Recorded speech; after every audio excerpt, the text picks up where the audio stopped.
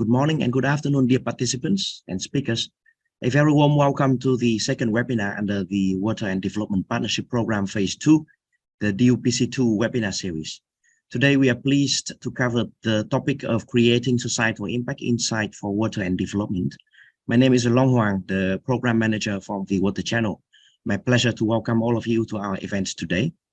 To open our webinar, I would like to invite Dr. Leon Hermans, Head of the Land and Water Management Department from IHE Delft, to say a few words of welcome. The floor is yours, dear Leon. Thank you, Long, and welcome everyone. Good to see you all here online for this webinar on creating societal impact. Of course, the purpose of a water and development partnership is to create societal impact.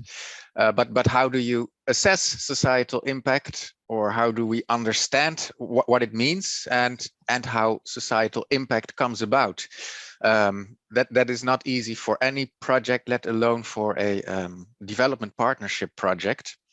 So in this webinar, we will be hearing different views and different contributions about this, also on how to support projects in focusing on societal impact and learning about their societal impact and what kind of experiences we have gained with that over the course of the IHE-DUPC2 as a water and development partnership program. So I'm very happy to see quite an audience, but also very happy to see my fellow contributors and presenters on this webinar. I'm very happy that they all were willing to participate and share their experiences and knowledge with you. All of them have actually been in one way or another been linked to the IHE-DUPC2 Impact Initiative, which was a project which we ran since June 2019. To look at this question of societal impacts for water and development partnerships. I'm looking forward to hear more about the topic and the insights.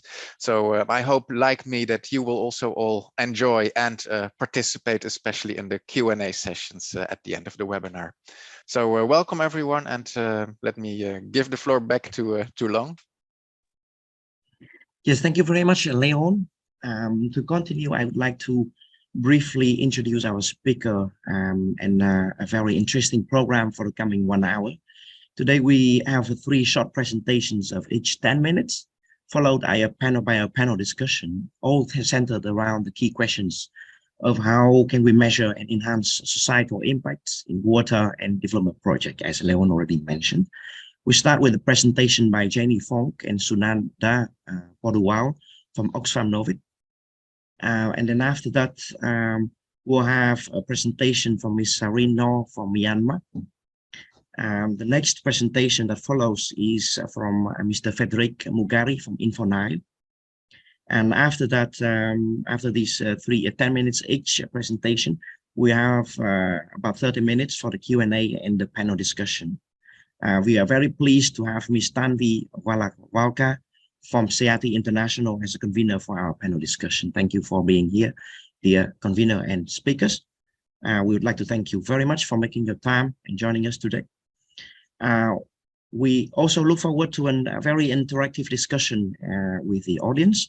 And so we encourage you to post questions and remarks to our speakers by typing in the chat box or post your question in the Q&A session in Zoom. We will be collecting these questions, and Tanvi, our convener, will pick them up with our speakers during the second part of the webinar. So without any further ado, I would like to invite Jenny Fonk and Sunanda Poduwal to give their presentation, the first one. A bit of an introduction. Jenny is an impact measurement specialist for Oxfam Novit. She has collaborated with IHE Delft on the Impact Initiative since 2019. With a background in public policy and environmental engineering, she has contributed to the initiative by drawing on her combined experience in impact evaluation as well as water and sanitation programming. And her colleague Sunanda Poduwal is an impact measurement and knowledge specialist, also from Oxfam Novit. She has a master in sustainability science and policy from Maastricht University.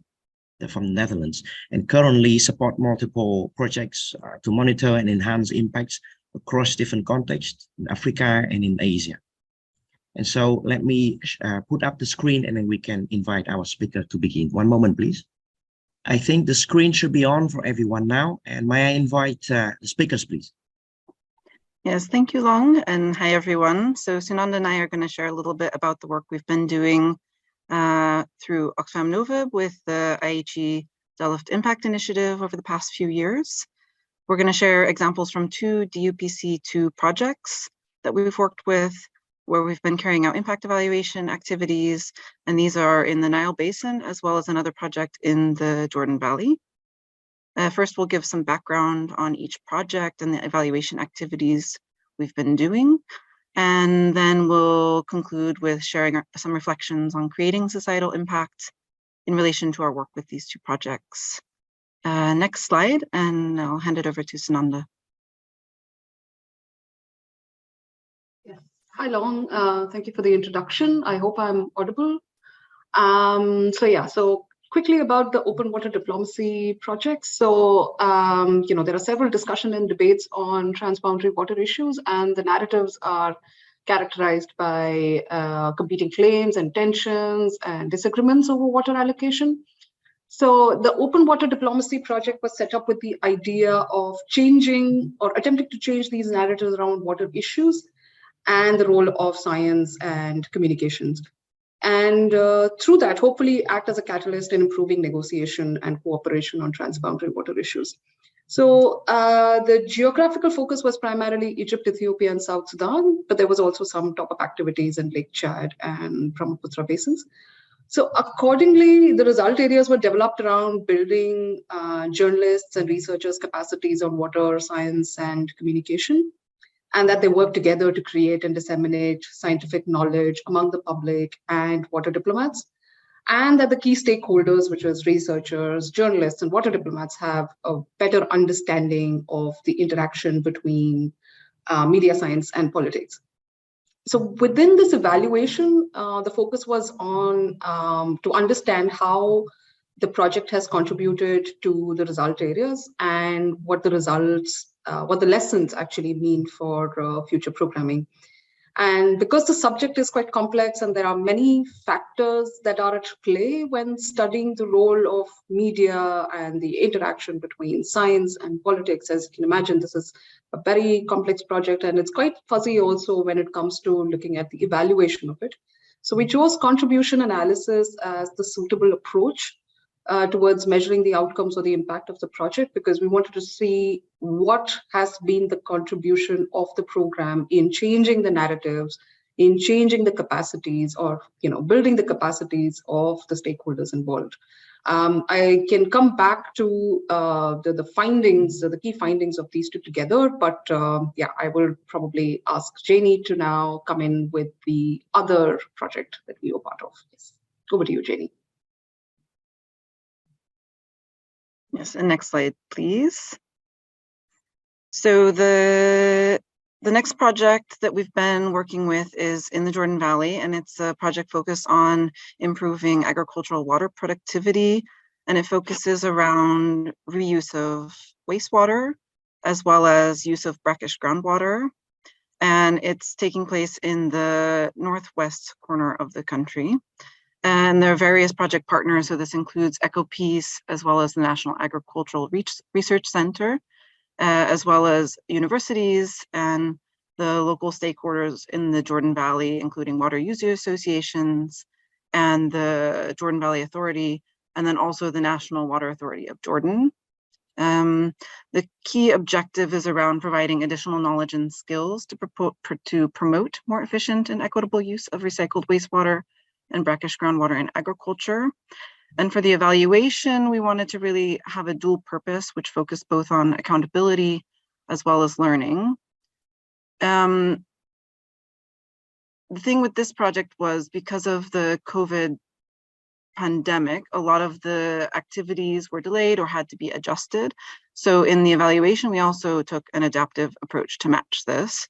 So what we did initially were a series of theory of change workshops. So this included with the project partners, with IHE Delft colleagues, as well as the various stakeholders and partners I mentioned at the beginning, in a sort of phased process to really focus on the desired changes that would come out of the project, as well as the steps to reach those changes. So different activities that were planned, as well as sort of intermediate outcomes. And then this was followed up by a midterm learning exercise. And here we're really focusing on what has been learned so far and discussing some of these intermediate outcomes. And it was really a reflexive exercise. So in terms of process, it was really about interviewing different stakeholders beforehand and then reflecting on those findings during a group session, as well as having some follow-up afterwards in terms of additional interviews with a sort of final report, looking at all of the things that had been learned, lessons learned so far. And again, yeah, we'll kind of come to the findings at the end. So here I'll hand over again to Sunanda to discuss some of our reflections, also in relation to some of the findings from both of these projects. And next slide, please.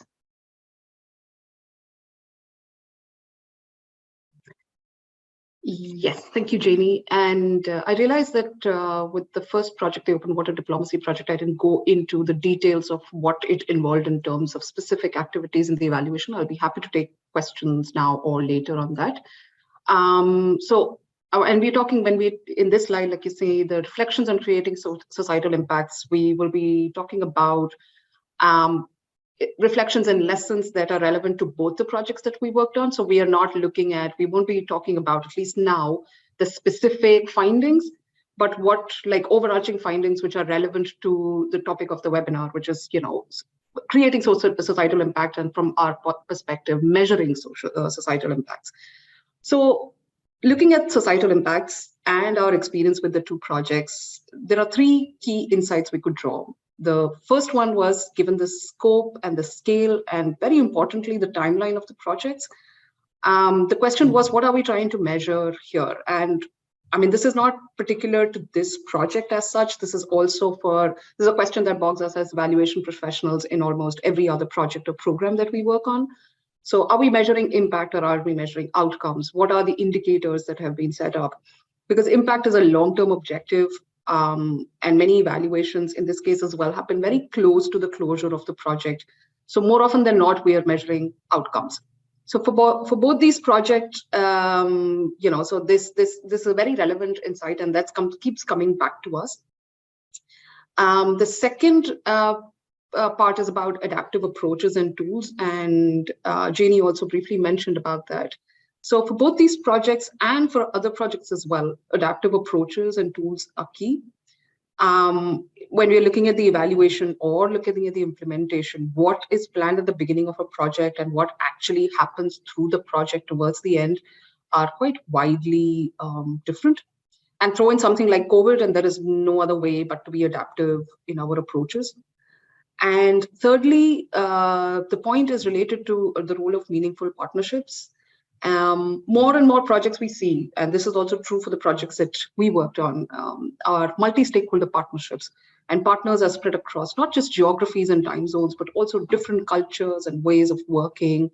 And then, of course, there are these external factors such as COVID. And so what we've observed is that engagement and connection among partners is very important as a ongoing activity. And it has to be part of the design of the project and not seen as something that will happen on the side. It need not be implicit. It should not be implicit. It should be explicit. So engagement and connection between partners working on different things within the project should be part of the design, as I said, because otherwise it's difficult to be continuously on the same page and having this understanding of what is happening, and also reflecting on what are we measuring in terms of when we look at, when we're looking at the impact that it's going to create. So these are overarching findings. We can go into specific based on the questions, but with this, I think we would close. But Jenny, if you would like to add something before, and I hope we are still in time when we haven't gone beyond. Yeah, I don't have anything to add. Thanks. Yeah.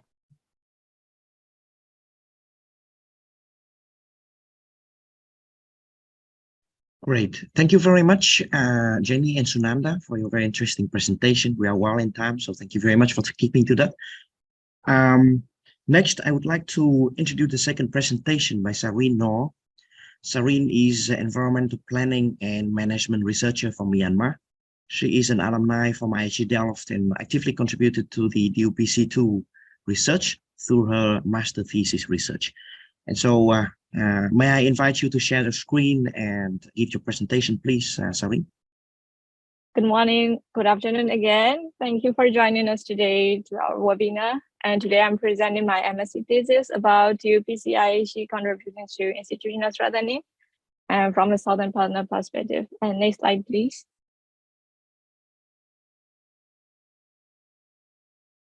Let me introduce some information about DUPC. And DUPC has been contributing institutional strengthening to the Southern partner through 135 projects around the world by providing fundings and technical assistance to our partner. And this build up cooperations, partnerships among the partner institute by delivering water and development activities in their country. In my thesis, and it brought up explorations of DUPC activities, highlight the perspective of the Southern partners with the recommendation for further support of the institutional strengthening. And next slide, please. The main purpose of my study tends to fill the gaps in scientific contribution from the Southern partner because, as you might know, the evaluations of the project result are usually donor-oriented and Northern partner perspective, and also evaluated from the evaluated by the Northern analysts. The evaluation of the DUPC2 has already been done by Technopolis Group in 2021. And the project impacts are evaluated using the number of the degree program, research, publication, workshops, seminar, etc. But here in my study, I did some qualitative research on the case studies. Next slide, please. The main research question is to what extent DUPC has contributed to the institutional strengthening to the Southern partner. And the sub-research questions are, what are the key elements? What are the enabling barriers and enabling factors, and how to overcome the gaps, and the essence of the DUPC contribution to the institutional strengthening. And next slide, please. Let me explain a little bit about the theoretical framework of my study. And the scope of the project is focused on the 3 cluster competences of the interpersonal, strategic, and research delivery, as you can see in 3 cycles, and in the 2 levels of individuals and organization. And then I measure the changes in the technical and behavioral competences in these 2 levels. And next slide, please. In my study, I studied 2 case studies for this thesis, and the first one is the flood-based farming system in Vienna, which was conducted by the Center of Water Management and Climate Change. And the second one is the Limproof project, which was conducted by University of Eduardo Moulin Policy Analysis Center and Ho Chi Minh City Technical University in Vienna. And I would like to say special thanks to these organizations who helped me during my thesis. And next slide, please. And then this is the approaches that I used during my study, studying from the defining theoretical framework, defining institutional strengthening element, data collection, data analysis, and then the data were interpreted and validated to reach the research question. For the data collection, the data was collected through semi-structured interview from the participants, the organization that I mentioned. And next slide, please. For the data analysis process, the data was analyzed by comparing and contrasting the 2 groups from the different perspective called the manager and staff. And then this represents the Southern perspective. And then it is used to compare with the Northern perspective from the data collected from the IHE staff.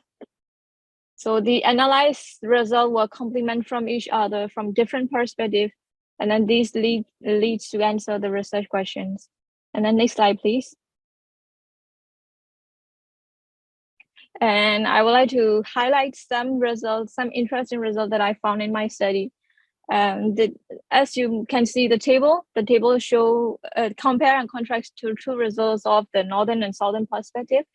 And for the first one, the long-term collaboration, the southern partner think it should be continued through short-term courses, capacity building, research project, while the northern partner thinks that it should be mutual initiative and have willingness to build long-term relationship and partnership, something like that.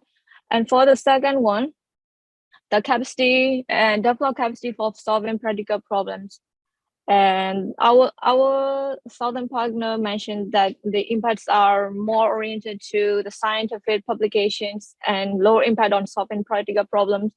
But on the other hand, DUPC have delivered capacity building scientific research to our partner institute, and this should be continued and moved forward by our partner by assessing and monitoring the feasible solution in order to improve them. However, this might need infrastructure on tangible assets, which are beyond what DUPC can offer. And next slide, please. Next one is more visibility to governments. In some projects, governments are not aware of the project implementation within their region because the projects are usually direct collaboration between the partner institute. So this can also be a mixed responsibility of the partner in the country who design and take the lead of the project. But in some cases, IHE intermediate and facilitate the cooperation between the ministry. However, it depends on the political interest of the Dutch government. For the last one, the roles of the female researcher. It's true that DUPC2 and DUPC3 has preference and criteria for the woman involvement in the project, but what I have found is the involvement and the voice of the women researchers have been paid less attention in previous projects, something like that. So therefore, we should pay more attention to the women researcher by providing roles and listening to their voice within the groups. Next slide, please. So I've classified the result into 3 cluster group of result delivery, strategy, and interpersonal into 2 levels of organization and individual. For the organizational capacity needs and gap, and the participant mentioned that the resources such as a financial access, technical skill, social skills are needed and necessary to be improved while they are leading the projects and managing the organization, and also for the sustainable development of their institute. On the other hand, for the individual capacity needs and gap, the individual participant want to improve their technical skills, soft skill, and in teamwork and leadership, passion, motivation, and practice to evidence-based decision making, something like that. So these capacity needs and gap, they would like to improve in their project. Next slide, please. For the barriers and enabling factors, the project leader, they mostly mention about the financial resources, human resources are the gap that they want to improve, and they need more attention to collaboration, networks, capacity developments, and opportunity to young researcher. And the enabling factors for the individual which are needed to be improved are, they mostly mention the technical and research skill experience, trainings, and knowledge hubs for sharing their knowledge and approaches. Next slide, please. Sorry for interfering, but if you could, we are running a bit out of time, so if you could. Okay. Oh, 1 more minute, please. Yeah. Okay. Yeah. So to overcome the gap, the partner should implement a strategy plans for the organization, which include, as you can see in the green cycle, it should include training, capacity development, long-term partnership, internet assessments, so on. For the interpersonal scale, partners should improve their relationship with governments and existing partner institutes. Next slide, please. So for the contributions of DUPC has delivered not only technical and network for connecting people around the world, and it has also contributed to scientific publication, promoted the professional status of the individual and organizations of the scientific community, and this is expected to partner institute to get more project and collaborations in the future. Next slide, please. So for the finding and recommendations, the partner should classify their capacity development activity between generic and specific capacity development, and then they should broad up these gaps with your partner, and then implement the strategic plan for the future. And then the organization should continue and maintain their regular coordination between the partners, and also consider diplomatic approaches in future projects. And for the individual, person-to-person relationship is important, and also need to practice inclusive leadership skill while engaging people from different background and stakeholders. Next slide, please. Thank you very much. Thank you for your attention. And if you have any question, we can discuss in Q&A section. Thank you. Yes, thank you very much, Shireen, for your interesting presentation. Also nice to see that you speak a case study in Vietnam, the country where I'm from. So that's very nice to see. If you have any question or remark for Shireen and also for the previous speakers, please feel free to share in the chat box or in the Q&A session. To move on with the program, I would like to invite our last speaker, but not least, a speaker, very interesting talk from Mr. Frederick Mugira. Frederick is a journalist and co-founder at InfoNile. His work covers a wide range of topics on environmental issues in Africa and has received international awards and recognitions. He founded the Water Journalists Africa, the largest network of journalists reporting on water in the African continent. He also co-founded InfoNile, a cross-border group of geo-journalists with a mission to uncover critical stories on water issues in the Nile River Basin through data-based multimedia storytelling. So please, over to you, dear Frederick. Thank you so much. I'd like to share my slide.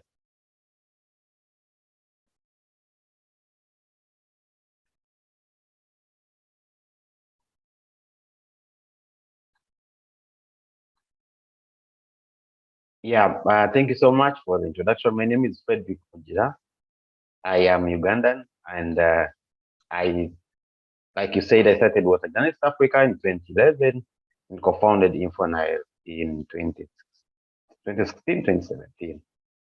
So InfoNile, I would like in this presentation to focus on InfoNile. So when I started Water Journalists Africa in 2011, 2017, I took part in the proposal that gave birth to the Open Water Diplomacy project. So, sorry for interrupting. Can you put the screen on full screen, please? Could you put the slides on full screen, please? Okay. Yes, perfect. Yeah, thank you. Okay. Yeah. So, when I took part in the proposal that gave birth to Open Water Diplomacy Lab, under that, we had a meeting. One of the meetings, we had several meetings, of course, under that project. One of the meetings was in Sudan, was in Ethiopia, not Sudan. So when we met, I introduced the idea of forming a network of journalists in the Nile Basin that will bring them together. In that network, be under Water Journalists Africa. So I later met with an American journalist, and we formed InfoNile as a group of geo-journalists in the Nile Basin, 11 countries in the Nile Basin, to uncover critical stories on water issues and in the Nile Basin. So been doing this then since 2017, using data to tell stories. And we build capacity of journalists, we connect them to scientists to report on cross-border investigations. And this is InfoNile, the project that started under Open Water Diplomacy Lab. So what we are focusing on as InfoNile are three challenges in the Nile Basin. We are focusing on environmental crisis, so we write stories about climate change, stories about, biodiversity threats, stories to do with water scarcity. We are also focusing on the disconnect between scientists and journalists, because we come in as a network to bring together journalists and scientists. We realize the trust gap is big, so we thought that this network we are forming should bring that gap down. Should make sure that the two journalists and scientists work together. But also we understand the issue of insufficient resources and training. So under InfoNile, we offer training, especially in data journalism and science reporting. So what we did and what we are doing now is that our approach focuses on common and cross-border importance themes. So when we identify the themes, we source for credible data, we call for features, when we get journalists that we pick, we mentor them, we train them, we give them the grants, and then they publish their stories. And then some of these stories, of course, are published in local media houses, others are published in international languages, but all these stories are given to us, and then we have them published as one cross-border multimedia project that we publish. But also we are running different coordinators in the region. We have a coordinator in Egypt who does translating in Arabic, in Ethiopia who translates in Amharic, in Kenya, Kiswahili, in Rwanda who does the French translation. So, but also we make sure that we create actionable interactive maps that go with these stories, because we believe that these maps help us to locate these stories. It's very important for us to show where these stories live. They don't live in newspapers, for example, on TV, but they live somewhere. Yeah. So these are some of the projects that we have done since we started InfoNile and DUPC2. You can see some of these focused on biodiversity index, climate change, water pollution. But I would like to underline the Everyday Nile. This was a photo journalism project that we did. Again, that was funded under DUPC2. So we selected about 8 journalists, photojournalists in the Nile Basin. We gave them journalism grants. They went out and worked on different themes, took photos that we have been exhibiting. We exhibited these photos in Egypt, in Kenya, and recently we did this in Uganda. Yeah, and also these are some of our other projects that we have done, focusing on agriculture, water management, and resilience during COVID times, and several others. All in all, we have enabled the production of over 340 database multimedia stories on water and environment, and also on solutions for these challenges. Also, our stories have been published by various media houses in the 11 countries, over 106 media houses, and in 12 languages. We make sure that we reach down to local communities who listen, who hear what we give them through their languages and not international languages that they may not know. We have also had these stories also be published in 14 countries, including 46 online platforms, 38 radio stations, 21 newspapers, and 90 stations. This is one of the trainings we had in last year that involved the journalists from the Nile Basin. You can see several came from Egypt, Ethiopia, Uganda, and several others in the region, to train them in multimedia journalism, science reporting, and the environment, all under InfoNile, the project that was started under Open Water Diplomacy Lab. This is one of the trainings. You can see we are training in data journalism. These are some of the visualizations that we make sure come out of the stories, come with the stories embedded. When we train journalists, we make sure they use visualizations. You can see we have had over 100 visualizations published. But also under InfoNile now, we have a platform called Nileware that brings together scientists and journalists. We have several journalists and scientists who have connected, who have gone in, who have opened profiles, so they are able to connect with scientists. Under this, we want to co-produce knowledge, make sure that scientists and journalists work together. But our main aim is to make sure that we bridge the gap. We bridge that gap that we identified at the beginning. There was a gap between scientists and journalists. We make sure we bring them together. So when you, for example, open a profile, journalists are able to find you easily on this platform. Yeah. So you connect with the scientist. If you're a journalist, you connect with a journalist. If you're a scientist, and there are other resources, trainings and others. Yeah, this is one of the event that we had. We took the photos that I showed you. I talked about to the villages where they are made. You can see these photos we exhibited. This is along the Nile and along the Lake Victoria in Uganda. Probably the question would be, you have done all this, so what is the impact? As you can see right now, you can see we follow up, we do surveys to find out the impact of what we're doing, to find out are we, helping communities. So you can see most of these studies we have done. There are some of them, 5% have caused hearings. Calling hearing over the issues that we publish.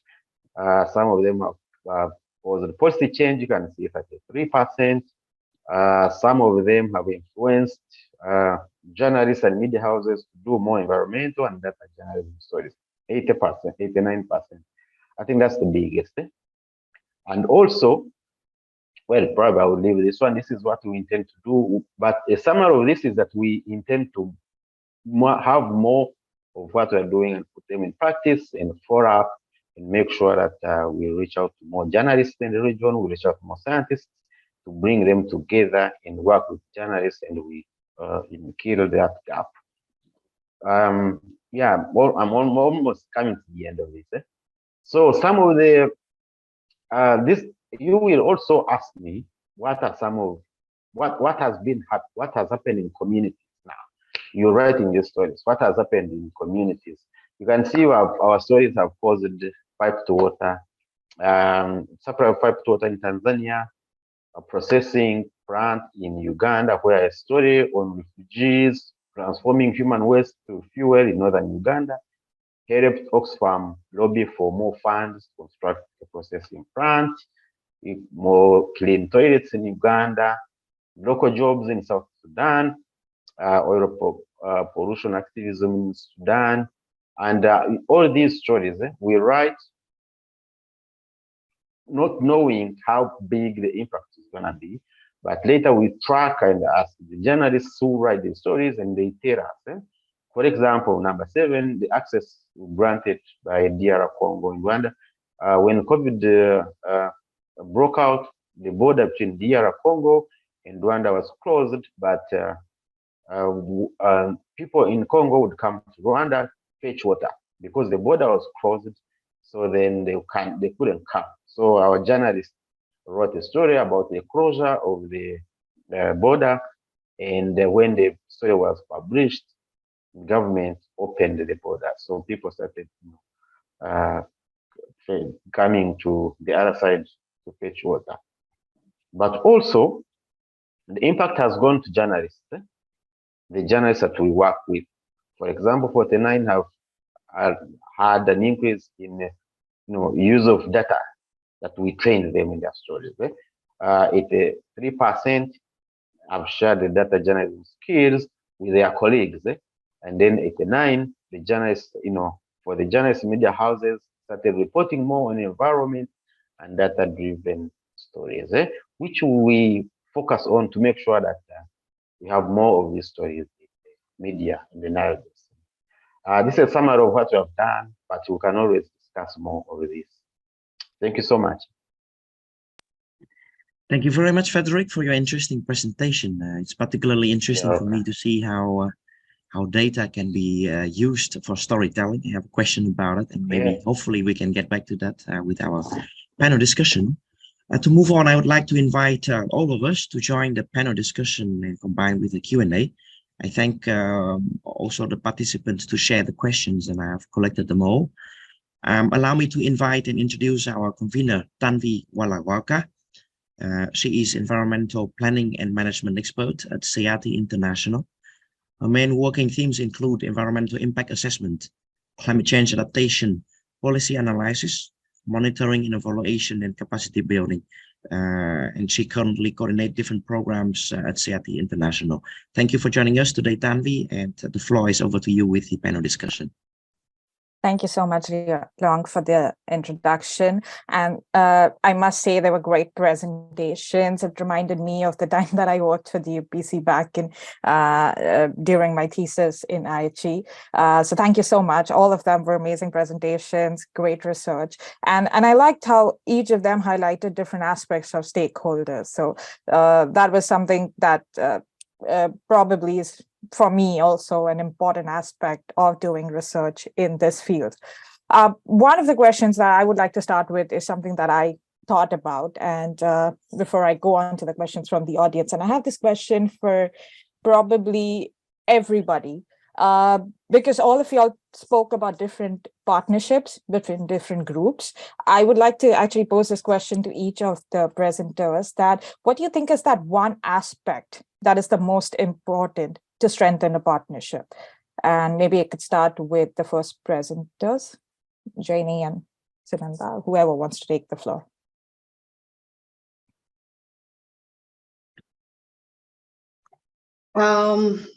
One aspect to strengthen a partnership. Yeah, at the risk of sounding very general, I think it's continued communication, because that's something that keeps coming back, that of course, there is communication, there are, these exchanges, but it has to be a little more structured and explicit, as opposed to something which is assumed that, of course, in a partnership, there will be communication, but it has to be laid down in activities and in terms of design. That is very key, because we did realize that there were a lot of, in some partnerships, and it's not just here, that it's people coming together towards, like, discussing an evaluation, that they realize, oh, that's what's happening in that, with, that partner is doing this. This could, if we had known, we could have collaborated. So that's something that I would, emphasize. I think that's a very good point. I completely agree. Sharon or Janie, I think you wanted to add something. Sorry. Yeah, I was going to add, well, if I have to think about one thing, I think it's about trust. And I think also, for example, in the open water diplomacy project evaluation that we were looking at, one thing that I think was interesting, because trust takes time to build. And in some of the interviews we were doing as part of the evaluation, for example, people talked about the fact that they had existing relationships between some of the different stakeholders and partners that really helped contribute to increasing the impact of the current DUPC2 project itself. And I think that comes back to the trust that they've already built. But yeah, especially if you're working with new partners, people that you don't know, that you've never worked with before, just making sure you realize that's going to take time, and putting things in place from the beginning to make sure you have those opportunities to build that trust along the way. Yes. Maybe I can pass the mic to Sharon. Yeah, I think I have the same insight as Sunada, because our partner might have different needs and gap, so each institute can offer differ from each other. And so I think we should have regular coordinations, and we should come up together, discuss what do you need and what can we help, something like that. And then in next step, we can build up these long-term coordinations and partnerships, something like that. Yeah, that's my insight. That's great. Frederick, anything to add? Not so much, but I would want to underline, like what have been said, trust. And you realize almost that's the stuff that we're doing to make sure that we build the trust, even between the journalists and scientists. I strongly believe that it's a very big factor for us to underline. Yeah. I actually agree, because one of the things that I faced during my researches were also that trust. If there was trust between the partners, it was easier to get that work done and to, have a better impact amongst the society than when you were starting off fresh. And of course, for that then comes the open line of communication between the partners. That leads to that trust. I think the first question was for the first presentations. I'll invite the two presenters to take the floor as they wish. So the question was, what is the position of the local users and any of the lessons learned by the local communities that you would like to highlight? I think I can start, and maybe Sunanda, you can add briefly. So we had, one of the stakeholders for the Jordan Valley project that we spoke about was the local water user associations. And those are people who are within their communities. And then of course, there are other people within the communities working on trainings with different tools for increasing water productivity with farmers, for example, was a key part of the project. However, in terms of the learning reflection session we did with the project as part of the evaluation, that was really focused on the level of the partners. And then it's the partners who are the ones interacting directly with the local communities. In terms of the learning with local communities, not to say that's not important, but I think it was a little bit outside the scope of the particular evaluation we were doing. I think it's also a limitation, particularly given the timing of everything being in the middle of the COVID pandemic. In general, the lockdowns in Jordan really limited some of the planned activities and had to change. For example, instead of doing in-person trainings, looking at ways to share information by videos via WhatsApp, for example. Sunanda, I don't know if you want to share anything else on that point.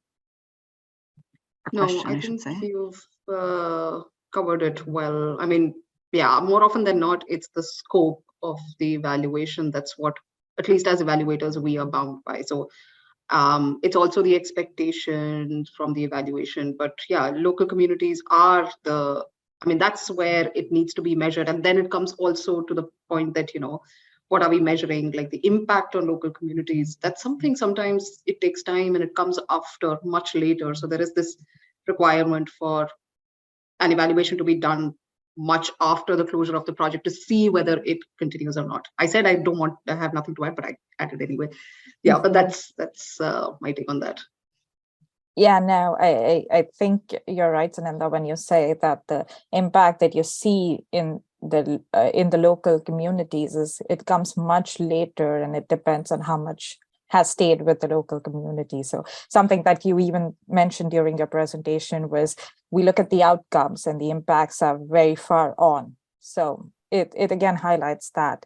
And again, pushing the mic back to you, there's a question for you that you mentioned contribution analysis. So is this method different from other evaluation methods? And if so, then how? And is there something that you would make this method specifically suitable for evaluating partnerships? I think it's a great question. And contribution analysis, I mean, if you look at the literature, there are many, versions or many opinions on whether contribution analysis is like a standalone methodology, or is it an overarching methodology which can incorporate other approaches and methods within.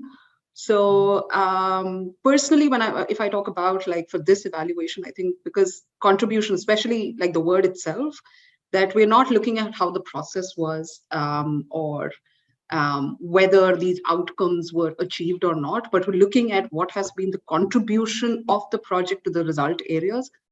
And as an evaluation professional, it makes a lot of sense because, it's not very simple to measure change and then attribute it, because we're talking about attribution to a particular intervention, because there are so many other factors as well. So when you're looking at contribution of a particular intervention in the larger scheme of things, it kind of makes it like the fuzziness of a project or the complexity is well captured in contribution analysis.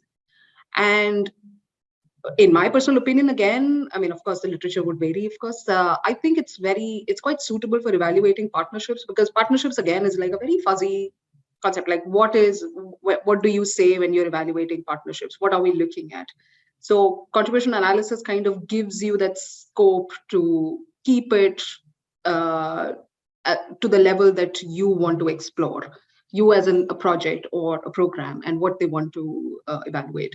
So that's why we chose contribution analysis. And it also allows us to be, there is some amount of adaptability that is involved, which is always nice, as we said, like adaptable approach. So yeah, I hope that I answered that question. Yeah, I think it was clear enough, but if there's any other questions on this, please feel free to type it out. On the same presentation, and probably this is a question that we as evaluators get the most, or at least me as an evaluator got the most, that who ideally should actually capture and evaluate impacts? Is it the project, a program like DUPC, the stakeholders? Ideally, what would their roles be in the evaluation? If I could say, I mean, it really varies. So I personally tend to say ideally impact should be captured, for example, at a community level, which is something we've spoke about in response to the first question. And then that information should be used by communities to drive their own changes, have their own agenda, make their own decisions. But in the sort of system that we're working in often with sort of grant funded initiatives with many different levels of partners and stakeholders and organizations involved, then there often is also a need for sort of accountability purposes, for example, to also capture impacts at different levels by different people, whether it be for reporting, for mutual accountability. But yeah, I would go back to say, ideally, that information should also be shared at all levels, at least in a way that's usable for all of the different people involved, including communities. Yeah, that's not a direct answer. It's a sort of, it depends. But yeah, also with the sort of ideal. No, I agree with you, Rennie. Ideally, we would love the stakeholders to be the ones evaluating, but we're always bounded by our scope. So that always is a difficult fight between the two. Sananda, did you have anything else to add?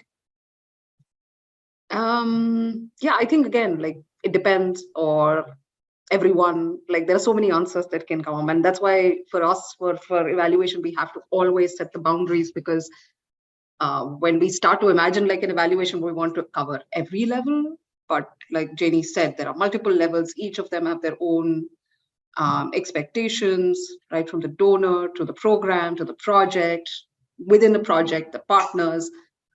So yeah, I mean, it'll be great if it can be done at every level, so that then there is like a comprehensive picture, but unfortunately, more often than not, it's not possible. So then we decide our boundaries and go ahead with that. Yeah, and I think that's a good segue to Shireen's presentation, considering she actually evaluated this whole relationship herself. But before we go on to the question there, I think I would like to ask the same question to Shireen. Do you have any insights on that? I mean, because you saw both aspects of, from the donor perspective and from the partners or the locals perspective. What do you think? Did you see there was a gap or something that you would like to highlight in that?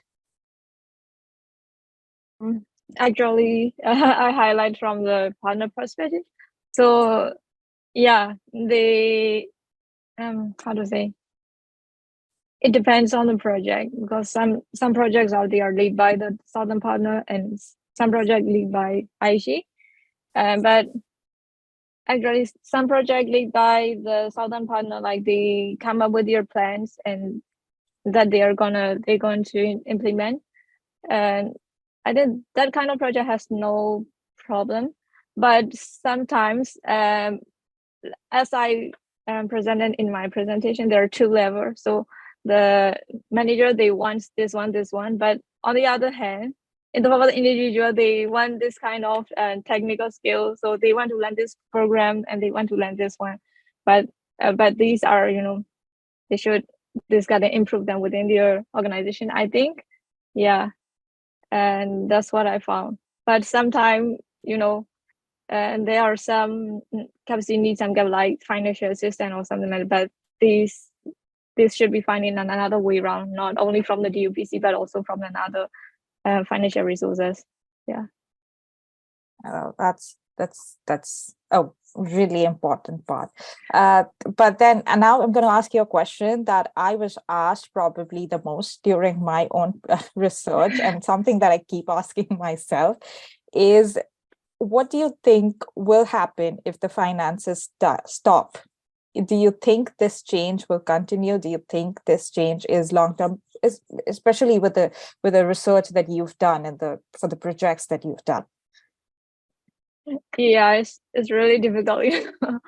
Like, as you know, like as when the financial assistance stop, like the partner should they have less intention to continue, the partnership, but they should, both the northern and southern partner, they should continue the coordination and cooperation. Like they should have mutual initiative for a long-term partnership, even though they don't have financial assistance, or when the financial assistance stops from their partner. Yeah. Okay. Well, the other part of the question is, for the case of DUPC, do you think the partnership is likely to continue? And of course, then in what way or why not? For the case of DUPC, yeah, I think it's likely to continue because for the partner, they need technical assistance from the northern partner like DUPC. So, and also DUPC has provided online platform for sharing knowledge and sharing the projects to tackle the water problem.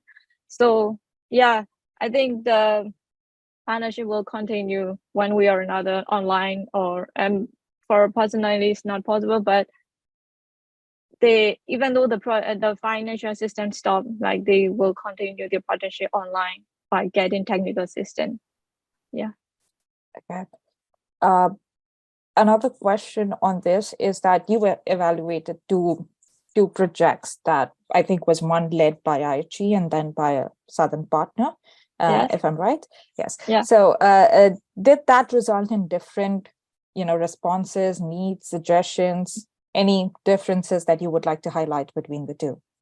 In my case, I'm not comparing project to project, each project I split it out managers and staff. So in each project, they have different perspective within groups.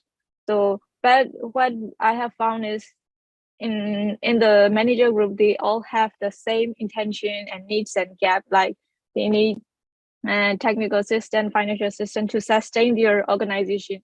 And also in their staff group, as you see, like they need technical skills, like they need to improve their personal networks or skills. So yeah, that's what I found. So there is no, there might be no difference between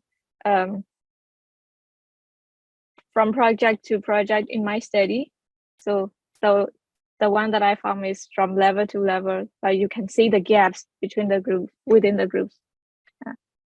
Yeah, there's a question similar to that, which I'll take before I move on to the other questions. It is it's a question on whether you have shared these review findings have actually been shared with the partners, as it would be actually interesting to follow up on their responses. So, and then how, if I'm right, yeah. Sorry, can you repeat the question? Yeah, sure. It would Nadia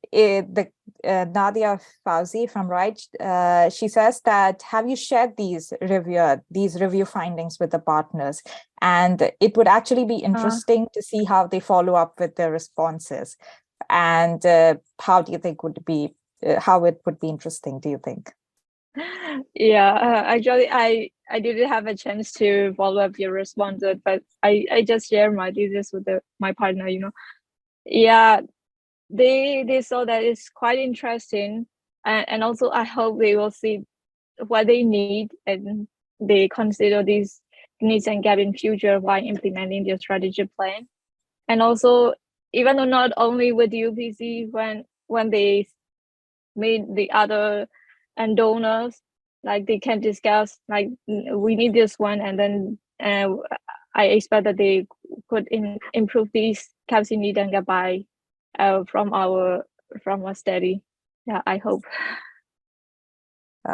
Thank you, Shireen. And I think that in that way, I would like to move on to Frederick. Frederick, we have a question for you.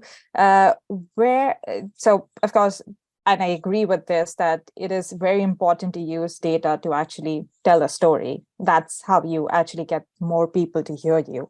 And but then the question is, where can we get relevant scientific data for journalists regarding water and climate change? Where do you rely on? Yeah, I mean, for me, and this is something that we have seen at IHE-DUPC2. If you want to make sure that local communities take scientific decisions, decisions that are backed by science, then you have to work with the scientists and researchers who do, go to the field, investigate, and find causes and solutions for challenges that we face.